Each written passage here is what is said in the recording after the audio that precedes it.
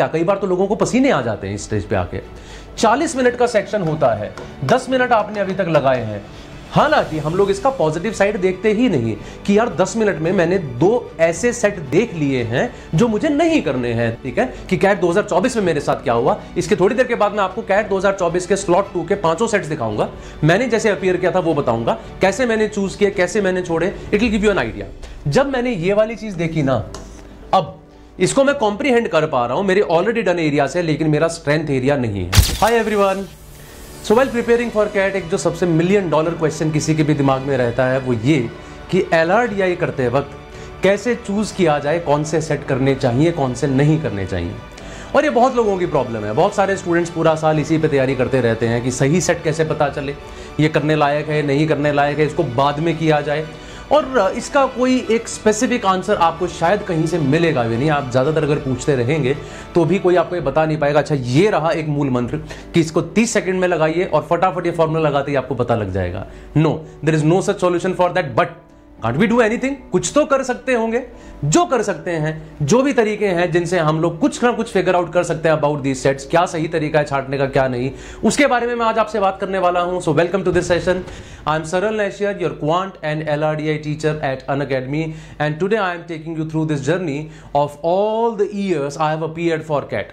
तो 22-23 बार मैंने कैट लिखा है अभी तक, और इन सभी सालों में ऑफ कोर्स मैं भी जूझता रहा हूं इस चीज से कि कौन सा सेट करने लायक है, कौन सा नहीं करने लायक है, कैसे पता लगाया जाए। अभी तक मुझे कोई इसका बहुत स्पेसिफिक आंसर कोई नहीं दे पाएगा और मैं खुद भी नहीं निकाल पाया हूं, लेकिन बहुत सारी चीजें मैंने फिगर आउट की है जिनके थ्रू कम से कम मैं अपना काम थोड़ा आसान कर सकता हूं। उसी के बारे में हम लोग आज बात करने वाले हैं, choosing the right set in LRDI। Without any further delay let's start with it. तो सबसे पहली बात, सबसे पहली जरूरत तो ये है यार, ये पता होना चाहिए कि मेरा टारगेट क्या है, क्या ढूंढ रहा हूं मैं, राइट? कितने मार्क्स लाने की मैं कोशिश कर रहा हूं। और ये टारगेट सबका अलग अलग होता है। Of course it's a very relative term कि मतलब कितना परसेंटाइल एक अच्छा परसेंटाइल है। It depends upon many factors. पहला कि हो सकता है आप LRDI में कमजोर हो, आप वर्बल में ज्यादा अच्छे हो, क्वांट में ज्यादा अच्छे हो। There can be other reasons like आपके टारगेट कॉलेज ही थोड़े से लोअर कॉलेजेस हैं।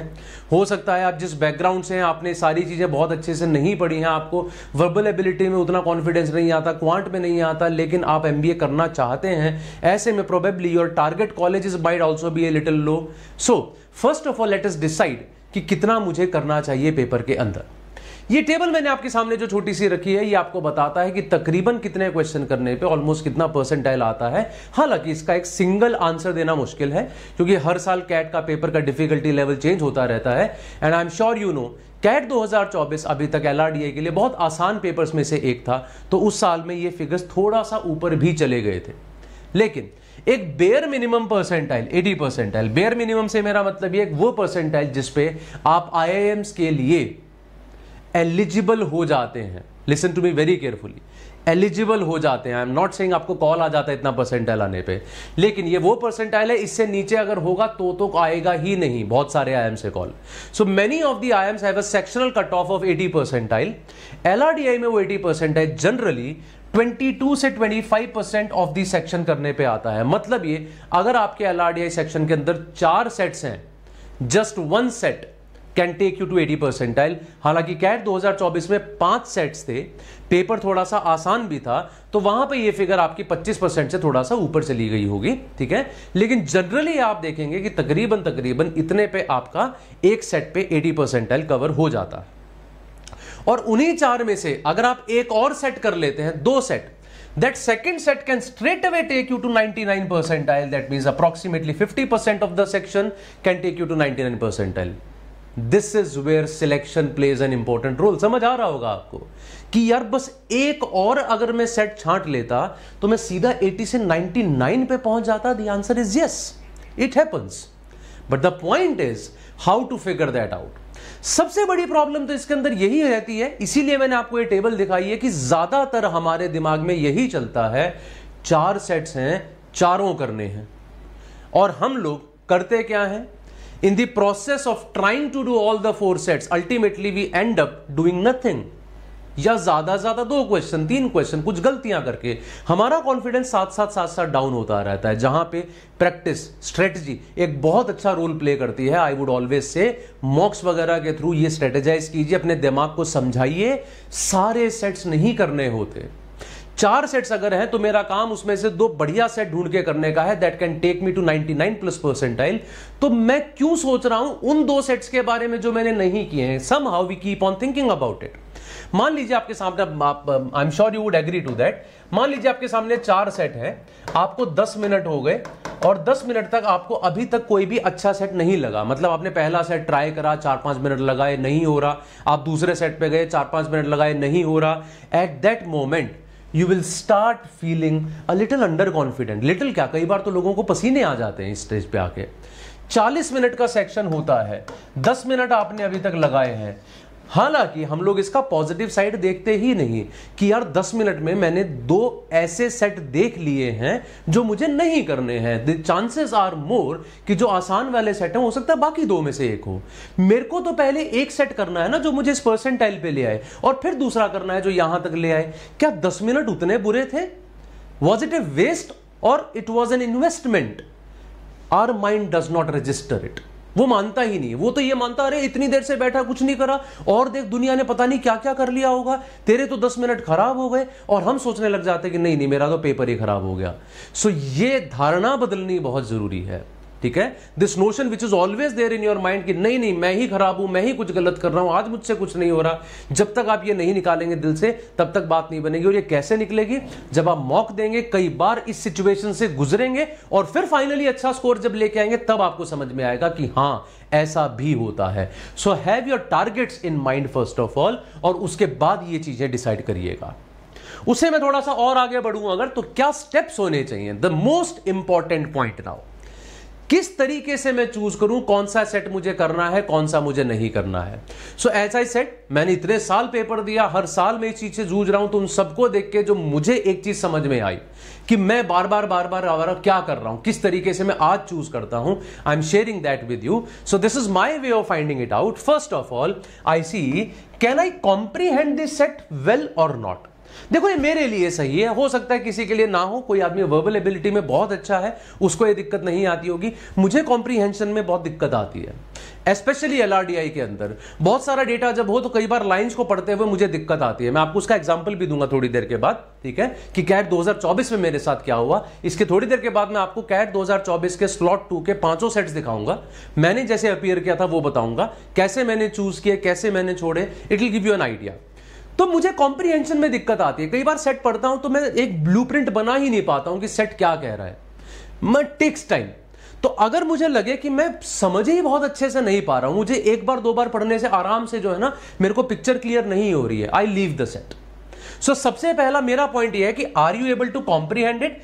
If you are able to comprehend it, move ahead. If you are not able to comprehend it, leave the set then and there. मैं वहीं छोड़ देता हूं। गए हम लोग सेकंड सेट की तरफ। फिर मैं देखता हूं क्या ये कुछ ऐसी टाइप से है जो मैंने पहले की हुई है। अब इसका आंसर यस या नो में आएगा कि या तो ये उस टाइप से है जो मैंने पहले किया हुआ है, या फिर उस टाइप से नहीं है जो मैंने पहले किया हुआ है।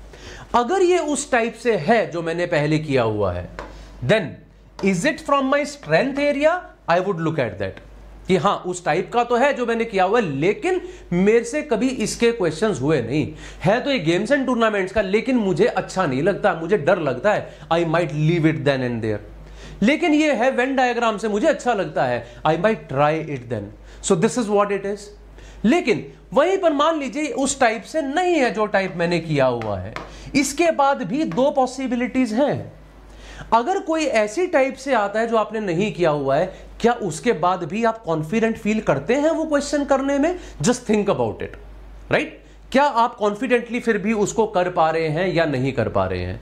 ऐसा होता है, जैसे मेरे साथ अगर मैं अपना एग्जांपल बताऊं, अगर मेरे पास कोई नई टाइप आती है, मुझे लगता है मैं फिर भी कॉन्फिडेंटली उसको कर पाता हूं। रीजन, एक तो इतने एक्सपीरियंस के बाद मैं समझ गया हूं कि अगर कोई नई टाइप है तो आसान होगा, जनरली दिस हैपेंस, ठीक है। My experience is data interpretation and any new type are generally the easiest set in LRDI। तो अगर वो नई टाइप का है मैं ट्राई करता हूं, क्योंकि मुझे पता है आसान होगा, लॉजिकल होगा, तो मैं इसको ट्राई करूंगा। लेकिन हो सकता है आपके लिए वो सूटेबल ना हो, तो आप उसको वहां पर छोड़ सकते हैं। अगर आपको लगे आप कर सकते हैं तो आप कीजिए। अब एक पॉसिबिलिटी ऐसी हो सकती है कि सर अगर ये तीनों चीजें देखी जाए, कॉम्प्रीहेंड कर पा रहे हैं कि नहीं, प्रीवियसली की हुई टाइप से है कि नहीं, स्ट्रेंथ एरिया से है कि नहीं, तो ये तो पॉसिबिलिटी है कि चारों ही रिजेक्ट हो जाएं। इसमें बिल्कुल पॉसिबल है भाई, 4 सेट आए 4 रिजेक्ट हो गए, या 5 सेट आए 5 रिजेक्ट हो गए। बट आई वुड से वो जो पॉसिबिलिटी है ना रिजेक्शन की, you have to narrow it down by being good in all these 3 areas. How can you be good at it? आप कॉम्प्रीहेंशन अच्छी अपनी बेहतर कैसे कर सकते हैं? आप रीडिंग कॉम्प्रीहेंशन के थ्रू, बहुत सारे LRDI के सेट करके, ऑलरेडी डन टाइप, इसका एरिया आप कितना इंप्रूव कर सकते हैं? Of course by doing a lot of practice. अलग अलग तरह के आप 500-600 सेट कीजिए इस दौरान में, ये आपका एरिया इतना बड़ा हो जाएगा कि इसमें से निकलने के चांसेस ऑलमोस्ट आपके पास 100% है कि कुछ भी आएगा ऑलरेडी डन जैसा ही नजर आएगा। एंड फाइनली आपका स्ट्रेंथ एरिया कितना बड़ा है ये भी आपकी प्रैक्टिस पे डिपेंड करता है। सो अल्टीमेटली ये डिपेंड करता है आपकी प्रैक्टिस पे, ये डिपेंड करता है आपकी प्रैक्टिस पे, और ये डिपेंड करता है आपकी प्रैक्टिस पे। Practice makes a man perfect, women are already perfect. तो ऐसे केस में भैया अगर आपको प्रैक्टिस करनी है तभी बात बनेगी, तभी इसका जो पॉसिबिलिटी है वो धीरे धीरे धीरे धीरे नैरो डाउन होती चली, सॉरी जो इसकी चांसेस हैं वो आपके धीरे धीरे बढ़ते चले जाएंगे, और आपका जो एरिया है रिजेक्शन का वो धीरे धीरे नैरो डाउन होता चला जाएगा। This is what practice does to you.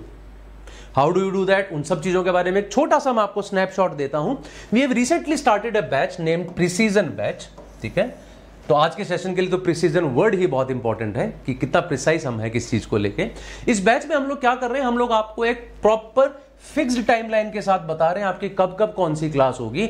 Normally बच्चों को प्रॉब्लम होती है, सर मुझे ये नहीं पता लगता कब मुझे कौन से क्वेश्चंस प्रैक्टिस करने हैं, कब मुझे मॉक देना शुरू करना है, कब मुझे क्वांट पढ़ना है, कब मुझे LRDI पढ़ना है। Just go with this batch. हम लोग आपको क्या बता रहे हैं, आपकी 28 मई को ये क्लास है, 29 मई को ये क्लास है, 30 मई को ये क्लास है, 31 मई को ये टॉपिक टेस्ट करना है, 1 जून को ये वाला टॉपिक टेस्ट करना है, 2 जून को ये क्लास है, 3 जून को ये क्लास है, 4 जून को ये सेक्शनल टेस्ट करना है, 5 जून को ये क्लास है, 6 जून को ये वाला सेक्शनल टेस्ट करना है। So properly date wise you get to know, इस दिन मुझे ये क्लास करनी है, इस दिन मुझे टॉपिक करना है, इस दिन मुझे टेस्ट करना है, इस दिन मुझे मॉक करना है। This is the batch that we have recently started. I would be taking quant over there, Lokesh sir is going to teach you LRDI and Amit sir is going to teach you verbal ability। और ये सारी चीजें जैसा मैंने बताया एक proper timeline के साथ चलेंगी। Join us for this particular batch currently at just a price of 15,499 and you have to use the code which is my name Saral। By using this code you can get the maximum possible discount, मतलब 15,499। मैं अपने मुद्दे पे वापस आता हूं। मैंने set 2025 का देखा, कैट 2025 का एग्जाम, सॉरी कैट 2024 का एग्जाम दिया। स्लॉट 2 मेरे पास था, 5 सेट आए। आने से पहले तो मुझे नहीं पता था कितने आसान कितने मुश्किल होंगे, हालांकि सेट स्लॉट 1 से थोड़ा आइडिया मिला था कि LRDI इस बार थोड़ा आसान आ रहा है, तो उसमें मैं स्लॉट 2 के अंदर गया। जिस ऑर्डर में मेरे पास सेट्स आए वो मैं आपको दिखा रहा हूं, मैंने कैसे चूज किया मैं बता रहा हूं, मेरी जो कमियां थी वो भी मैं आपको साथ साथ बताऊंगा बिना किसी हिचकिचाहट के। आपको लगेगा कि अरे यार टीचर होके भी ऐसी चीजें करते हो, तो मैं आपको एज ए स्टूडेंट ही बता रहा हूं, ठीक है। तो टीचर होने से ही मैं ऐसा नहीं है कि बहुत अच्छा हो जाता हूं कि हर चीज में अब मैं कोई गलती ही नहीं करूंगा, मैं भी कर रहा हूं, आप लोग भी करते होंगे। बस बात इतनी, हम लोगों को उन कमियों को दूर करना है धीरे धीरे करके, because I am not that serious about my studies, क्योंकि मुझे एडमिशन नहीं लेना, तो मैं शायद कई बार लीनियंट हो जाता हूं, आप नहीं हो सकते, इसका ध्यान रखिएगा। मेरे सामने सेट 1 आया, ये द नंबर्स 1 2 3 4 5 6। अब देखा तरीका मेरा यही है चूज करने का, मैं आपको जो बता रहा हूं मैंने पढ़ना शुरू किया। The numbers 1 to 10 are placed in the 10 slots of the following grid based on the conditions below। मुझे 4 रोज है, 4 कॉलम से 1 से 10 तक इनमें रखने हैं। मैं साथ साथ एक ब्लूप्रिंट बना रहा हूं, 1 से 10 मुझे इनमें फिक्स करना है। It's a question of grid, जिसमें हम लोग नंबर्स डालते हैं ग्रिड के अंदर विद सम रिस्ट्रिक्शंस। ये टाइप मैंने पहले की हुई है। कॉम्प्रीहेंशन के लिए इसमें कुछ ऐसा है नहीं, सिंपल स्टेटमेंट्स है, मैं कॉम्प्रीहेंड कर पा रहा हूं। So I just thought of going ahead with it. Number जहां आते हैं मुझे अच्छा लगता है, मेरा स्ट्रॉन्ग एरिया भी है, तो तीनों चीजें टिक हो रही हैं। मैं कॉम्प्रीहेंड भी कर पा रहा हूं, ये मेरी ऑलरेडी डन टाइप का भी है, तीसरा ये मेरे स्ट्रेंथ एरिया से भी है। मैं खुश था बहुत, पहला ही सेट है। Numbers in any row appear in an increasing order from left to right, left से राइट नंबर जो है इंक्रीजिंग ऑर्डर में है, ठीक है। Numbers in any column appear in a decreasing order from top to bottom, top to bottom decreasing order है, ऐसे increasing order है, ऐसे डिक्रीजिंग ऑर्डर है। One is placed either in the same row or in the same column as 10, 1 और 10 same row या column में है। Neither 2 nor 3 is placed in the same row or column as 10, neither 7 nor 8 is placed in the same row or column as 9, 4 and 6 are placed in the same row। तो मैंने शुरुआत की 1 और 10 same में है increasing order में, 1 और 10 इधर आ सकते हैं, 1 और 10 इधर आ सकते हैं, 1 और 10 इधर आ सकते हैं, इधर आ सकते हैं, और मैं ऐसे सोचता रहा। आई स्पेंड सम 5-6 मिनट्स, ठीक है। ऑनेस्टली स्पीकिंग मुझे ये स्ट्राइक ही नहीं किया कि 10 तो यहां के अलावा कहीं आ ही नहीं सकता, ठीक है। समहाउ आप एग्जाम का प्रेशर बोल दो या जो भी कहो, मुझे थोड़ी देर तक नहीं स्ट्राइक की है बात कि 10 तो इसके अलावा कहीं आएगा ही नहीं। भाई इंक्रीजिंग ऑर्डर में अगर है तो मैं इनमें से कहीं 10 कैसे लिख सकता हूं, और अगर ये डिक्रीजिंग ऑर्डर में है तो इनमें से भी कहीं 10 कैसे लिख सकता हूं। तो 10 तो यही आना था, डिड नॉट स्ट्राइक मी, ठीक है। नहीं स्ट्राइक किया, 4-5 मिनट लगाए, मुझे लगाई तो बहुत सारी पॉसिबिलिटीज बन रही है, मुझे नहीं स्ट्राइक हो रहा है, ठीक है। लेकिन ऐसे में मैं एक काम और चेक करता हूं, I always go through the questions as well once. What is the row number which has the least sum of the numbers placed in it? Which of the following statements must be true? 10 is placed in row 1, 1 is placed in row 4. Which of the following statements must be true? This. मैंने इसको पढ़ने की कोशिश की, मैं इससे भी कुछ खास पता नहीं लगा पाया, राइट। इससे भी मैंने कोशिश करने के बाद भी मुझे नहीं लगा। फिर एंड में जब उसने बोला ना for how many slots placement of numbers can not be determined with certainty, तो मुझे लगा ये भी चांस है कि एक यूनिक केस ना बने, ज्यादा केस बने। I thought it is going to be time consuming. मेरे तीनों बॉक्सेस टिक हुए, मैं कॉम्प्रीहेंड भी कर पा रहा था, मेरे पास बाकी दोनों चीजें भी थी, मतलब मेरे सर उससे पढ़े हुए एरिया से था, मेरी स्ट्रेंथ एरिया से था, लेकिन फिर भी मुझे डर लगा, मैंने छोड़ दिया सेट, ठीक है। जैसा मैंने बोला इसका कोई स्पेसिफिक आंसर नहीं है, लेकिन मोस्टली वो चीज काम करती है। शायद मुझे वो 10 स्ट्राइक कर जाता कि 10 यहां पे आना है तो मेरा काम फटाफट एक्चुअली हो जाना था। नहीं स्ट्राइक किया, आई left this set by spending 5 minutes. I moved ahead, I saw this picture, the above is a schematic diagram of walkways indicated by all the straight lines. ये वॉकवे है, मैंने पढ़ा इसको, इसका मतलब ये रूट्स एंड नेटवर्क्स का question मुझे नजर आ रहा है। एंड लेक्स, 3 ऑफ देम, ये 3 लेक्स आपको नजर आ रही हैं of a gated area. Different points on the walkway are indicated by the letters A through P, ये सब पॉइंट्स हैं। डिस्टेंसेस बीइंग OP 150, ये उसने 150 दे दिया है। उसके बाद ON/MN 300, ये 300 दे दिया है, ये भी 300 दे दिया है। ML इज 400, ML उसने हमें 400 दे दिया है। EL is 200, EL is 200, DE is 400, DE उसने 400 दे दिया है।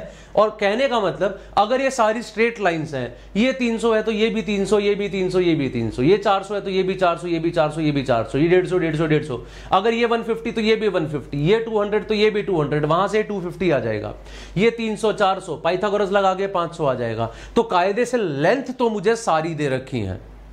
ऐसा नहीं है कि मैं शुरू में देख के एकदम बता दूंगा ये तो करने लायक नहीं था, मेहनत तो करूंगा, 4-5 मिनट लगाऊंगा। तो मैंने लगाया, मुझे लगा कि काफी कुछ तो दे रखा है इसके अंदर। आगे following additional information is given, the only entry exit point is at C, यहीं से आदमी आएगा या जाएगा तो हर चीज यहीं से शुरू होगी। There are many residences within the gated area, all of them are located on the path AH and ML with 4 of them being AH/ML। सारे AH और ML, AH और ML पे हैं, तो AH, M और L पे कुछ हमारे पास मकान हैं। The post office is located at P and the bank is located at P। यहां पे पोस्ट ऑफिस है और B पे बैंक है, पोस्ट ऑफिस है, बैंक है, यहां घर है, कुछ कुछ है। आगे एक बार क्वेश्चंस पे नजर मारता हूं। क्वेश्चंस जब मैंने देखे, one resident whose house is located needs to visit the post agent, what is the minimum distance. जब मैंने ये वाली चीज देखी ना, अब इसको मैं कॉम्प्रीहेंड कर पा रहा हूं मेरे ऑलरेडी डन एरिया से, लेकिन मेरा स्ट्रेंथ एरिया नहीं है। मुझे पता है रूट्स एंड नेटवर्क्स में जब इस तरह की चीजें आती है, मिनिमम डिस्टेंस वगैरह पूछते हैं, you do not have any specific logic, you just have to look at different paths और उनमें देखना पड़ता है कौन सा मिनिमम दे रहा है, और वो चेक करते वक्त हो सकता है आपको मिस कर जाए। तो इसका कोई शॉर्ट तरीका नहीं होता। ये मैंने किया हुआ है, मुझे पता है ये मेरी स्ट्रेंथ एरिया का नहीं है। क्योंकि ये मेरे स्ट्रेंथ एरिया का नहीं था और क्योंकि क्वेश्चंस मुझे लंबे दिखाई दे रहे थे, with 2 theta being there, I left this set. Normally at this stage a person would say अरे यार 2 सेट आपने शुरू में ही छोड़ दिया 10 मिनट लगाने के बाद, इतने में तो लगने लगता है कि मेरे से कुछ नहीं होगा, आज तो बड़ा डिफिकल्ट LRDI आया है। समहाउ हम अपने माइंड को समझा ही नहीं पा रहे हैं कि ऐसा नहीं होता है, पता है लेकिन वो डराता है। आई एम श्योर आपको डर लगता हो ऐसे स्टेज पे आके कि अरे 2 सेट आए दोनों छोड़ दिए, कैसे काम चलेगा, अंदर डर पैदा तब तक हो जाता है। ये नहीं सोचता आदमी कि 3 और सेट बचे हुए हैं, हो सकता है उनमें तीनों आसान हो सकता है 2 आसान हो, लेकिन ये डर बैठ गया कि अरे यार ये तो गड़बड़ है बहुत, मेरे से तो हो ही नहीं रहा, आज दुनिया पता नहीं कहां पहुंच गई होगी। प्रैक्टिस कीजिए, come out of this phase, I am sure you would do wonders. मैं तीसरे सेट पे चला गया, ये तो मेरे साथ हो रहा है, जब मैं टीचर हूं मैं ये कर रहा हूं, तीसरे पे गया। An online e-commerce firm receives daily integer product ratings from 1 through 5 given by buyers. 1 से 5 तक की रेटिंग्स दे रहे हैं रोज। The daily average is the average of the ratings given on that day. एक दिन का एवरेज है रेटिंग्स का average. The cumulative average is the average of all ratings given on or before that day. Cumulative average मतलब आज की और पिछले दिन की average. The rating system began on day 1 and the cumulative averages were 3 and 3.1 at the end of day 1 and day 2. Day 1 की average दे दी 3, day 1 और 2 की एवरेज दे दी 3.1 क्यूमुलेटिव, तो उससे मैं डे 2 की एवरेज निकाल लूंगा अगर मुझे नंबर ऑफ पीपल पता लग जाए तो। The distribution of ratings on day 2 is given. लो जी, डे 2 के बारे में बता दिया कि कितने लोगों ने कौन सी रेटिंग दी, कितने लोगों ने कौन सी रेटिंग दी, कितने लोगों ने कौन सी रेटिंग, सारा कुछ हम लोगों को बता रखा है यहां पे। तो ये ग्राफ का पर्पस वो है जो बिना ग्राफ के भी लिखा जा सकता था, सीधा लिख भी सकता था ना वो, कि डे 2 पे इतने बायर्स ने 1 रेटिंग दी, इतनों ने 2, इतनों ने 3, इतनों ने 4, इतनों ने 5। ग्राफ देके कहीं ना कहीं डरा दिया कि अरे भैया ये तो रीजनिंग बेस्ड DI हो गया। आगे बढ़ता हूं। The following information is known about ratings on day 3। मेरे पास डे 1 की एवरेज है, मेरे पास डे 2 के नंबर ऑफ बायर्स भी हैं, यहां से एवरेज भी है, क्यूमुलेटिव एवरेज का यूज करके मैं डे 1 भी निकाल सकता हूं। आगे क्या दिया डे 3 के बारे में, 100 buyers gave rating of on gave product ratings on day 3। Day 3 का बता दिया उसने कितने बायर्स हैं, डे 1 का पता है, डे 2 का पता है, उन दोनों के टोटल पता है, डे 3 का बता दिया 100 लोग हैं। The modes of product ratings were 4 and 5, 4 और 5 सबसे ज्यादा लोगों ने रेटिंग दी। Number of buyers giving each product rating are non zero multiples of 10। तो जितनी भी रेटिंग दी है वो 10 के मल्टीपल्स में दी है, टोटल 100 लोग हैं, तो 10, 20, 30, 40 टाइप के लोग होंगे। The same number of buyers gave product ratings of 1 and 2. 1 और 2 देने वाले बराबर लोग हैं, या तो 10-10 होंगे या 20-20 होंगे, क्योंकि मोड तो 4 और 5 वाले हैं। And that is number is the half of the number of buyers who gave a rating of 3. और ये नंबर 3 रेटिंग देने वालों का हाफ है। 3 रेटिंग देने वाले 20 हैं तो वो 10-10 होंगे, हो गए 40, तो 30-30 लोगों ने 4-5 दी होगी, और कोई नजर ही नहीं आ रहा। मुझे पढ़ते पढ़ते ही पूरा सेट नजर आ गया। 3 ही दिन है, डे 1, डे 2, डे 3। डे 1 सब कुछ कैलकुलेट हो गया, डे 2 सब दे रखा है, डे 3 यहां से निकल जाएगा। ये सेट डूएबल है, I will spend time on this. More over I immediately went to the questions and I saw everything can be calculated. How many buyers gave rating on day 1? Specific answer. What is the daily average of day 3? Specific answer. What is the median of all ratings on day 3? Specific answer. चौथे का भी। इसका मतलब यह है हर question में specific answers हैं, कोई केसेस नहीं बनेंगे। I must do this set. I did it. Within 6 minutes or 7 minutes, I was able to complete the whole set. आसान सेट था। अब कॉन्फिडेंस आ गया, वो 2 जो छोड़े थे वो दुख नहीं दे रहे। अब कॉन्फिडेंस आ गया, 80% पे तो पहुंच गया एक करके। I moved on to the next set. The 2 plots given below show the following information about 6 firms ABCDEF 2019-23। ये आ गया मेरे पास एक bubble chart, an area which I have already done, ठीक है, an area in which I am strong as well. मैंने पढ़ना शुरू किया। The firms profit after taxes in rupees crore, employee strength के मुकाबले पैट दे रखा है, एम्प्लॉय स्ट्रेंथ दे रखी है, PRD is the percentage of firms PAT that they spend on research and development, और उसके बाद थोड़ा बहुत इंफॉर्मेशन दिया, क्वेश्चंस को भी नजर डाली। Assume that AGR over the previous year remain constant, which among the firms had the highest ARG, ratio of amount of money spent to C on R&D to that in 2023, which among the firms had the maximum PAT per employee, which among the firms had the least amount of R&D spending, a pure DI kind of set। Data दे रखा है और उसके बाद उस पर based question पूछ रखे हैं। किसी क्वेश्चन में CBD नहीं है, किसी क्वेश्चन में इफ ये देन व्हाट का स्टेटमेंट नहीं है। मेरा स्ट्रेंथ एरिया है, मैं इस सेट को भी करूंगा। In the next 6 minutes I could do this as well, 7 minutes 8 minutes possibly. तो कहने का मतलब वो जो 10-12 मिनट शुरू में खराब किए थे, उसके बाद अगले 12, 13, 14 मिनट में मैं 2 सेट कर पाया।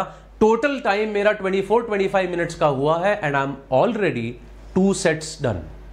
8 क्वेश्चन मैं कर चुका हूं। मैं ऑलरेडी डेफिनेटली 96-97 परसेंटाइल पे जा चुका हूं। अगर वो 12 मिनट देख के शुरू में ही डर गया होता, उन्हीं में घुसा रहता, तो ultimately I would have ended up with 70-72 percentile. मैं ऑलरेडी पहुंच चुका, मेरे पास 15 मिनट अभी भी बचे हैं। This is what it does to us. That's the right way of choosing these sets.